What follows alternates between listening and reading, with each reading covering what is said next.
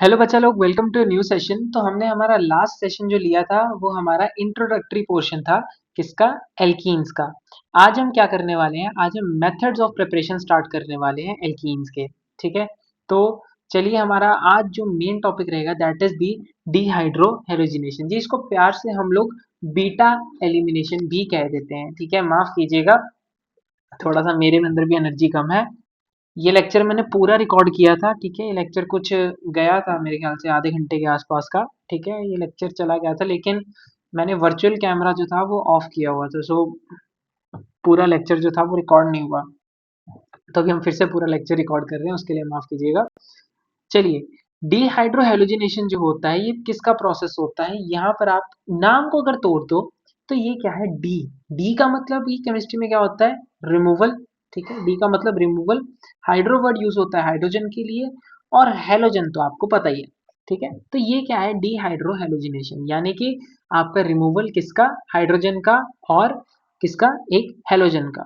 तो consecutive carbon atom जो adjacent carbon atoms होते हैं आजू बाजू वाले, यानी कि मान लो एक कार्बन एटम इधर है, एक कार्बन एटम इधर है। मैंने इस कार्बन एटम से एक हाइड्रोजन ले लिया, इस कार्बन एटम से एक हेलोजन ले लिया, और इनके बीच में डबल बॉन्ड लगा दिया। This is the dehydrohalogenation. ठीक है, आपको यहाँ पर धीरे धीरे करके समझ आएगा। हम यहाँ पर क्या करते हैं बेसिकली, हमारे हेलोजन जो हमारे हेलोजन एसिड्स होते हैं उनको हम यहाँ पर एज अ बाय प्रोडक्ट निकाल देते हैं। ठीक है, तो डिहाइड्रोहेलोजिनेशन का प्रोसेस बहुत ही एक प्यारा प्रोसेस है। यूज क्या होता है बच्चा, इसके अंदर ध्यान से समझना। एल्कोहलिक सॉल्यूशन किसी भी बेस का, ठीक है, एक स्ट्रॉन्ग बेस लिया जाता है उसकी एल्कोहलिक सॉल्यूशन की फॉर्म में। जैसे हम यहाँ पर most of the time alcoholic KOH यानी कि एल्कोहलिक पोटेशियम हाइड्रोक्साइड का यूज करेंगे। आपको ये दिख रहा होगा सामने, ये क्या है? This is 1 bromo ethane. अब देखो, इस पहले वाले कार्बन एटम से क्या होगा? एक हाइड्रोजन ले लेंगे, दूसरे वाले कार्बन एटम से क्या होगा? Br ले लेंगे। ठीक है, रिमूव होगा, इनके बीच में आ जाएगा डबल बॉन्ड। रिएक्शन किसकी प्रेजेंस में हुई? एल्कोहलिक KOH की प्रेजेंस में। और रिक्वायर्ड क्या रही? हमने थोड़ी सी हीट की। तो आपको एल्काइल हैलाइड लेना है, उसको क्या करना है उसके बाद? एल्काइल हैलाइड लेने के बाद एल्कोहलिक KOH की प्रेजेंस में रखना है, और साथ में क्या करना है? हीट करना है। तो यहाँ से आपका क्या हो जाएगा? बीटा एलिमिनेशन जो है प्रोसेस हो जाएगा शुरू। तो यहाँ क्या हुआ आपका? इथीन बन गया, साथ में KBr और H2O रिमूव आउट हो गए। ठीक है, अगर आप चाहें तो यहाँ पर सीधा सीधा अपना बाय प्रोडक्ट जो है HBr भी लिख सकते हैं, वो गलत नहीं होगा। ठीक है, उसके बाद नेक्स्ट आपके पास ये केस आता है दैट इज 1 क्लोरोप्रोपेन। 1 क्लोरोप्रोपेन का ये जो केस है, इसके अंदर आपका ये हाइड्रोजन जो है ये इस Cl के साथ निकलेगा। ठीक है, यहाँ का हाइड्रोजन और यहाँ का Cl किसकी प्रेजेंस में रिमूव होगा? याद रखना है, एल्कोहलिक KOH की प्रेजेंस में रिमूव होगा। ठीक है, और क्या चाहिए? थोड़ी सी हीट चाहिए। तो की थोड़ी सी हीट, अल्कोहलिक KOH डाला, HCl निकल गया, प्रोडक्ट बन गया क्या? प्रोपीन बन गया। ठीक है, प्रोपीन बन गया, उसके बाद साथ में निकला KCl और वाटर। आप चाहें तो यहाँ पर सीधा HCl भी लिख सकते हैं। ठीक है, ऐसा आपको आगे जाके मैं मैकेनिज्म में समझाऊंगा। अब मैकेनिज्म में बच्चा ध्यान से समझना, ये रिएक्शन को परफॉर्म करने के लिए आपके पास दो मैकेनिज्म्स होते हैं। ठीक है, दो मैकेनिज्म्स होते हैं। पहला mechanism is the E2 mechanism. E2 mechanism क्या होता है आपका? By molecular elimination mechanism. ठीक है, बाई मॉलिक्यूलर एलिमिनेशन मैकेनिज्म। अब देखो, बाई मॉलिक्यूलर है, तो अगर मैं आपसे पूछूं कि भाई बताओ इस रिएक्शन की मॉलिक्यूलरिटी कितनी होगी? ठीक है, इस रिएक्शन की मॉलिक्यूलरिटी होगी, जो E2 मैकेनिज्म है इसकी मॉलिक्यूलरिटी कितनी होगी? तो आपका जवाब होना चाहिए कि सर इसकी मॉलिक्यूलरिटी होगी 2, क्योंकि this is a bye molecular elimination reaction. ठीक है, चलिए भाई, कौन कौन जाता है इस रिएक्शन में? जनरली आपके प्राइमरी एल्काइल हैलाइड जो होते हैं वो जाते हैं। देखो ये लिखा हुआ है सबसे टॉप पे कि प्राइमरी एल्काइल हैलाइड जो होते हैं they generally undergoes the dehydrohalogenation via E2 mechanism. ठीक है, E2 मैकेनिज्म क्यों जाते हैं? E1 के थ्रू क्यों नहीं जाते? क्योंकि एक मैकेनिज्म E1 भी होता है। ठीक है, E1 के थ्रू क्यों नहीं जाते? E1 मैकेनिज्म में क्या होगा? आपका कार्बोकैटायन का फॉर्मेशन होता है, एंड आप जानते हैं कि कार्बोकैटायन जो होते हैं वो टर्शियरी बहुत स्टेबल होते हैं, सेकेंडरी कार्बोकैटायन ठीक ठाक स्टेबल होते हैं। ठीक है, टर्शियरी से कम लेकिन प्राइमरी से ज़्यादा होते हैं। और प्राइमरी कार्बोकैटायन जो होते हैं they are the least stable, इसीलिए वो E2 मैकेनिज्म शो करते हैं, क्योंकि इसमें कार्बोकैटायन का कोई रोल ही नहीं होता। ठीक है, जबकि आप सेकेंडरी और टर्शियरी देखेंगे वो मैं आपको E1 में समझाऊंगा। अब आपने अगर क्लास 12th में अपना केमिकल काइनेटिक्स अच्छे से पढ़ा होगा, जो कि मोस्ट ऑफ द स्टूडेंट्स ने अब तक मेरे ख्याल से भूल भुला गए होंगे सारा, ठीक है? तो मैं आपको बता देता हूँ। आपने तब याद करना एक चीज़ पढ़ी होगी कि रेट ऑफ रिएक्शन के बेसिस पे आपने क्या किया था, अपने अलग-अलग रिएक्शंस पढ़े थे। First order reaction, zero order reaction, second order reaction, ठीक है? किसमें क्या होता है, क्या रिलेशन रहते हैं। तो आपको मैं बताना चाहूँगा कि E2 मैकेनिज़्म जो होता है वो एक सेकंड ऑर्डर रिएक्शन होती है, ठीक है? वो एक सेकंड ऑर्डर काइनेटिक्स होता है, सेकंड ऑर्डर रिएक्शन होती है। अब इसकी पहचान हम E2 की कैसे करेंगे कि ये एक सेकंड ऑर्डर काइनेटिक्स है?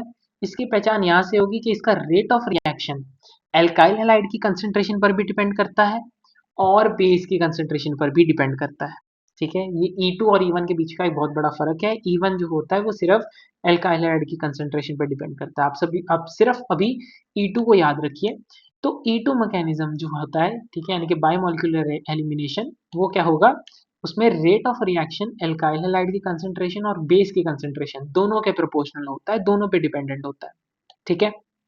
उसके बाद नेक्स्ट आपका जो E2 मैकेनिज्म होता है वो एक सिंगल स्टेप मैकेनिज्म होता है, ठीक है? एक सिंगल स्टेप प्रोसेस होता है, सिंगल स्टेप प्रोसेस होता है और इसके अंदर एक ट्रांजिशन स्टेट बनती है। अब सर ध्यान से समझना वो ट्रांजिशन स्टेट कैसे बनती है। देखना यहाँ पर समझना, ये लाल रंग से आपको एक OH नेगेटिव दिख रहा होगा, ठीक है? ये OH नेगेटिव दिख रहा होगा। ये OH नेगेटिव कहाँ से आया? याद करो हमने क्या किया था रिएक्शन की स्टार्टिंग में ही, किसकी प्रेजेंस में रिएक्शन कराई थी? एक स्ट्रॉन्ग बेस।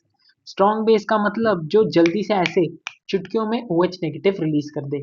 तो एक स्ट्रॉन्ग बेस की अल्कोहलिक फॉर्म हमने ली थी, ठीक है? जैसे मैंने KOH डाला था तो ये उसका OH नेगेटिव है, वो K पॉजिटिव और OH नेगेटिव में ब्रेक डाउन हुआ। ये OH नेगेटिव जो होता है ये इस हाइड्रोजन को अप्रोच करेगा, ठीक है? अप्रोच किस लिए करेगा, ठीक है? अप्रोच किस लिए करेगा? क्योंकि इसने इस हाइड्रोजन को एब्स्ट्रैक्ट करना है, सर निकालना है इसने।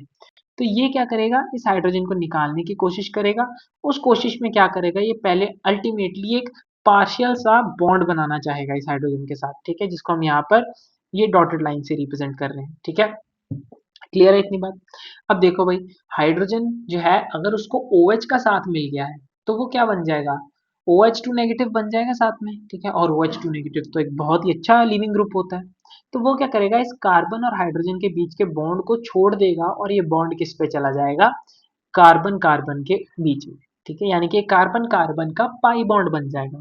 ध्यान से समझना, कार्बन हाइड्रोजन के बीच का सिग्मा बॉन्ड अब बनने जा रहा है कार्बन कार्बन के बीच का पाई बॉन्ड, ठीक है? अब बनने जा रहा है कार्बन कार्बन के बीच का पाई बॉन्ड। अच्छा, पाई बॉन्ड बन गया। अब देखो भाई, इस दूसरे वाले कार्बन एटम पे देखो, दो हाइड्रोजन है, एक ब्रोमीन है और एक अलग से बॉन्ड आ जाएगा। एक बॉन्ड कार्बन के साथ बना हुआ है। क्या कार्बन 5 बॉन्ड संभालता है? नहीं सर, कार्बन के पास तो क्या होती है, टेट्रा वैलेंसी होती है। तो ये सिर्फ के सिर्फ क्या कर सकता है, आपका कार्बन 4 बॉन्ड ही संभाल सकता है। सर ये 5वां बॉन्ड कैसे संभालेगा? नहीं संभाल पाएगा। उसके लिए क्या करना है, उसके लिए जो ब्रोमीन होता है, ठीक है? जब किसी भी हैलोजन को रिक्वायरमेंट रहती है, ठीक है, कि उसे लीव करना है, तो उस केस में वो एक बहुत ही अच्छे लिविंग ग्रुप की तरह बिहेव करते हैं, ठीक है? एकदम अच्छे बच्चे की तरह जो है उस कार्बन को छोड़ के निकल जाते हैं, ठीक है? क्योंकि इनको पता है कि कार्बन के पास अब टॉलरेट करने की क्षमता नहीं बची है, तो ये नए बॉन्ड को आने देंगे और खुद जो है लीव कर जाएंगे। तो ये ब्रोमीन जो है यहाँ पर इस केस में लीव कर जाएगा इस कार्बन ब्रोमीन बॉन्ड को तोड़ के, ठीक है? कार्बन हाइड्रोजन बॉन्ड को तोड़ के। तो आपकी जो ट्रांजिशन स्टेट है ये कुछ ऐसी दिख रही होगी कि हाइड्रोजन जो है वो धीरे धीरे करके OH के साथ बॉन्ड बना रहा है, कार्बन का कार्बन के साथ धीरे धीरे करके पाई बॉन्ड बन रहा है और इनके बीच का बॉन्ड जो है कार्बन और ब्रोमीन के बीच का बॉन्ड ये धीरे धीरे करके क्या हो रहा है, टूट रहा है, ठीक है? मैंने यहाँ पर एक साइन गलत लगाया बच्चा, आप इसको ठीक कर लेना, ये दोनों के दोनों पार्शियल नेगेटिव नहीं है, ठीक है? यहाँ पर एक मिस्टेक हुई है मेरे से। चलिए, तो क्या होगा देखो, ये वाला हाइड्रोजन जो है निकल गया, एब्स्ट्रैक्ट हो गया और ये वाला BRB रिमूव हो गया। तो बचा क्या, एक एक वैकेंसी खाली बची। बॉन्ड जो था बीच में कार्बन कार्बन के फॉर्म हो गया। ये बॉन्ड जब फॉर्म हुआ तो ये हमारा किस में रिजल्ट करेगा, this result in the formation of ethene, ठीक है? ये क्या बना देगा, इथीन बना देगा। तो हमने क्या किया अभी, E2 मैकेनिज्म को देखा। एक वन स्टेप मैकेनिज्म है जो क्या करता है, आपका सेकंड ऑर्डर काइनेटिक्स को फॉलो करता है।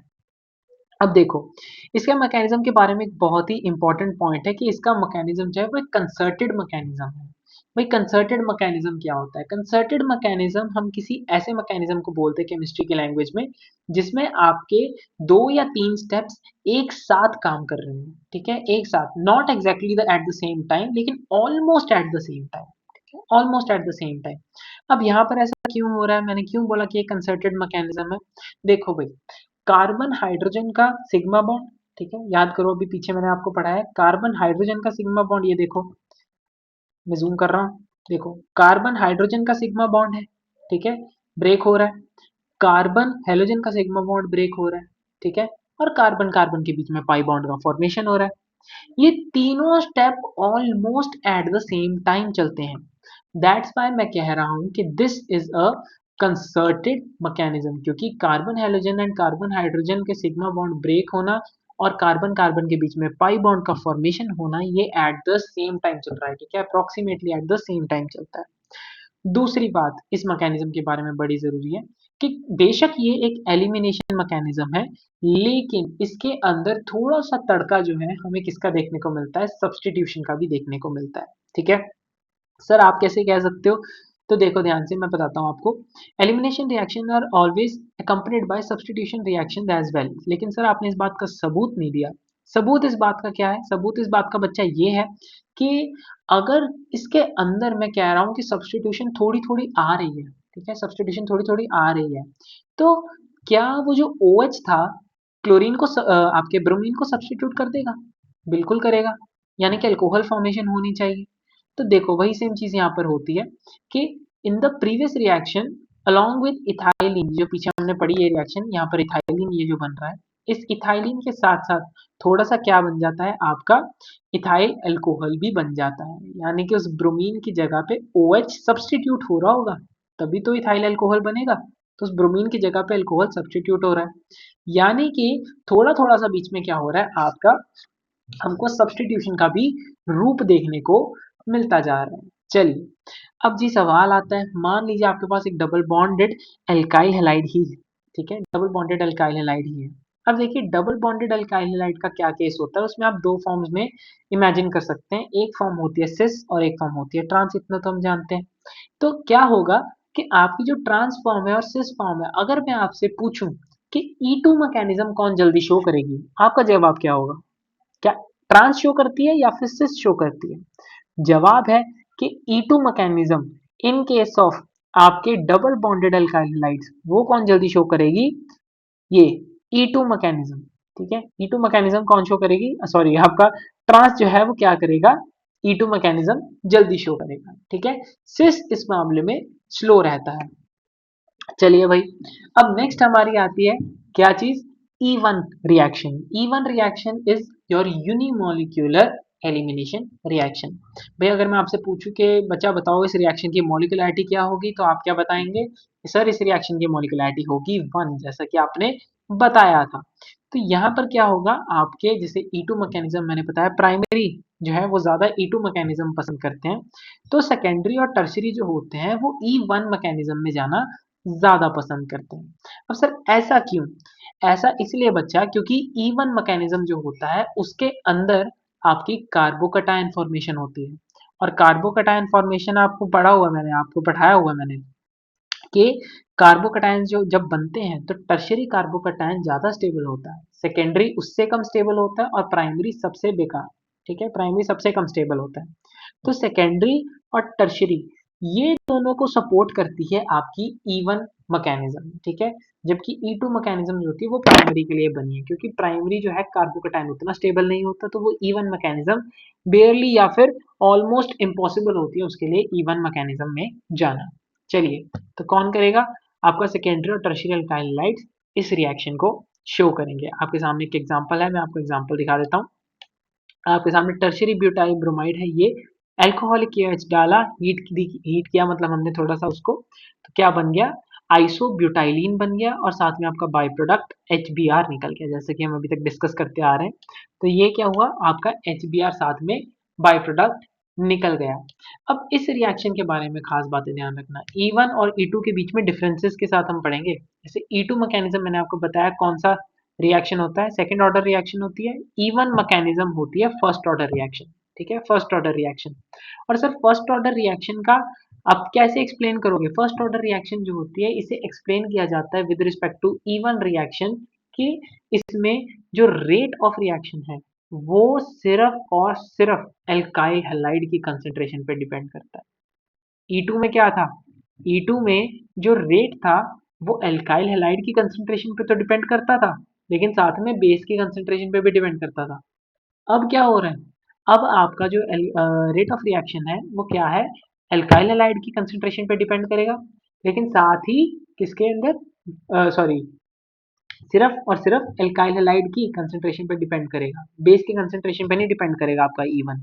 ठीक है, तो चलिए इसके बारे में हमारी बात होगी। और दूसरी चीज जैसा कि मैंने आपको बताया रेट ऑफ रिएक्शन इसके केस में एक और बेसिस पे होता है कि कौन से टाइप का कार्बोकैटायन बना है। वो जब कार्बोकैटायन में आपको फॉर्मेशन सिखाऊंगा तो आगे उसमें हम बात करेंगे।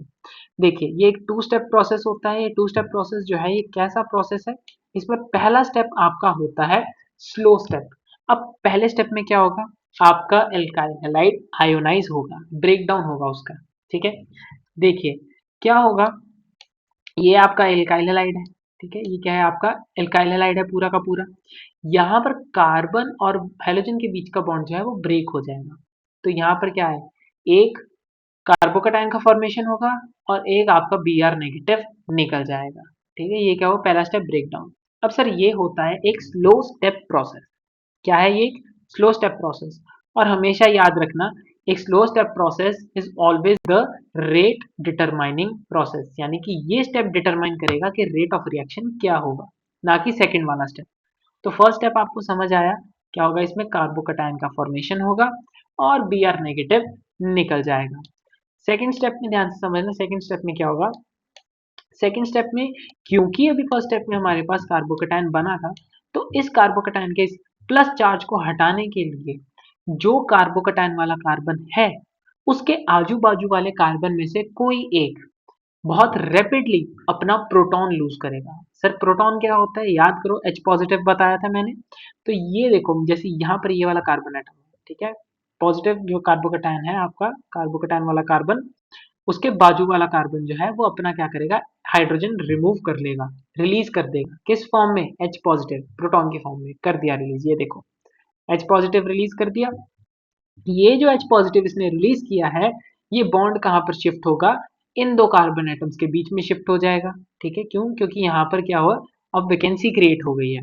तो वैकेंसी क्रिएट होने की वजह से ये बॉन्ड जो है इधर शिफ्ट हो गया, क्योंकि इस कार्बन को तो जरूरत भी थी। बॉन्ड शिफ्ट हुआ, डबल बॉन्डेड कंपाउंड आपका हो गया जी तैयार, और साथ में H पॉजिटिव प्रोटॉन निकल गया।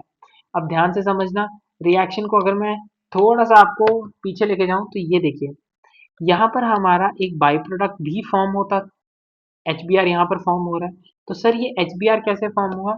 देखो यहाँ पर H पॉजिटिव निकला था, यहाँ पे सेकेंड स्टेप में H पॉजिटिव निकला था, फर्स्ट स्टेप में Br नेगेटिव निकला था। तो अब ये जुड़ेंगे और HBr बना देंगे। ठीक है, HBr क्या है? आपका एक हैलोजन एसिड है। ठीक है, HBr का फॉर्मेशन इस तरीके से हो जाएगा। चलिए अब कुछ पॉइंट्स देख लेते हैं इनके बारे में, इंपॉर्टेंट E1 के बारे में। तो E1 रिएक्शन जो होती है वो कितनी आसानी से, ठीक है, यानी कि यहाँ पे जैसे लिखा हुआ है कि the ease of E1 reaction, that means के rate of reaction E1 reaction का वो किस पे डिपेंड करेगा? Upon the stability of the carbocation पे। स्टेबिलिटी ऑफ द कार्बोकैटायन माने कि जैसे टर्शरी जो है वो सबसे ज्यादा स्टेबल है, तो जब टर्शरी कार्बोकैटायन होगा तो उसके केस में क्या होगा, रेट ऑफ रिएक्शन भी ज्यादा होगा, क्योंकि कार्बोकैटायन बनने तो पहले स्टेप में ही है। अगर टर्शरी होगा तो रेट ऑफ रिएक्शन सबसे ज्यादा, सेकेंडरी कार्बोकैटायन हुआ तो रेट ऑफ रिएक्शन थोड़ा सा कम, और प्राइमरी तो इस रिएक्शन में जाते ही नहीं है। अच्छा जी, जैसे हमारा E2 मैकेनिज्म था उसके अंदर थोड़ा थोड़ा सब्सटीट्यूशन आ रहा था, ऐसे ही E1 मैकेनिज्म को भी थोड़ा थोड़ा सा सब्सटीट्यूशन एकम्पनी करेगा। सब्सटीट्यूशन रिएक्शन जो है इसे एकम्पनी करेगा। कौन सी टाइप का सब्सटीट्यूशन रिएक्शन सर? आपका SN2 यानी कि बाई मॉलिक्यूलर न्यूक्लियोफिलिक सब्सटीट्यूशन। तो ध्यान से मेरी बात को याद रखना, जो आपका E1 है, ठीक है, E1 इज यूनिमोलिक्यूलर एलिमिनेशन, उसको कौन एकम्पनी करता है?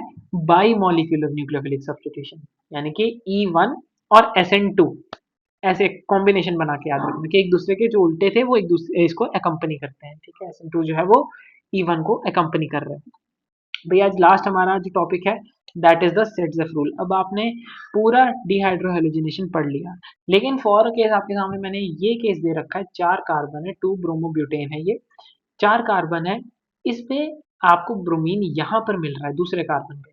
अब आपके पास दो ऑप्शन है, या तो डबल बॉन्ड 1 और 2 के बीच में आएगा, देखिए नंबर दिख रहे हैं आपको, कार्बन पे लगाए हैं, ठीक है। तो या तो पहले और दूसरे कार्बन के बीच में डबल बॉन्ड आएगा, या तो जी दूसरे और तीसरे कार्बन के बीच में डबल बॉन्ड आएगा। आप यहाँ पर किसको चुनोगे, ये कौन बताएगा, ये बताएगा आपको सेट्ज़ेफ रूल, क्योंकि देखो केस दोनों पॉसिबल है, ठीक है, केस क्या है, दोनों ही पॉसिबल है, लेकिन मेजर कौन होगा, माइनर कौन होगा, किसका फॉर्मेशन का पॉसिबिलिटी ज्यादा है, कौन ज्यादा स्टेबल है, ये हमें सेट्ज़ेफ रूल बताएगा, ठीक है।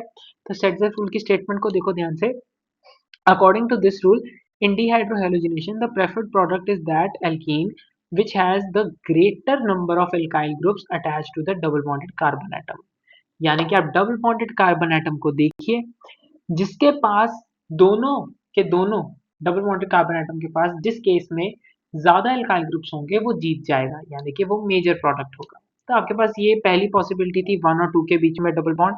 तो यहाँ पर देखो इस वाले दूसरे कार्बन एटम के पास, ठीक है, मैं यहीं की नंबरिंग के रिस्पेक्ट में बोल रहा हूँ, तो ये वाले कार्बन एटम के पास, दूसरे कार्बन एटम के पास क्या है, एल्काइल ग्रुप्स हैं, लेकिन पहले के पास है नहीं। तो ये क्या है, आपका माइनर प्रोडक्ट है। और देखिए इसका फॉर्मेशन एक्चुअल में प्रैक्टिकली भी इसका फॉर्मेशन सिर्फ 20% ही है, जबकि सेकेंड वाला केस जब मैं दूसरे और तीसरे के बीच में लगा रहा हूँ डबल बॉन्ड, तो इसके दूसरे वाले कार्बन एटम के बीच में भी क्या है, इसके पास भी एल्काइल ग्रुप है, तीसरे वाले के पास भी क्या है, एल्काइल ग्रुप है।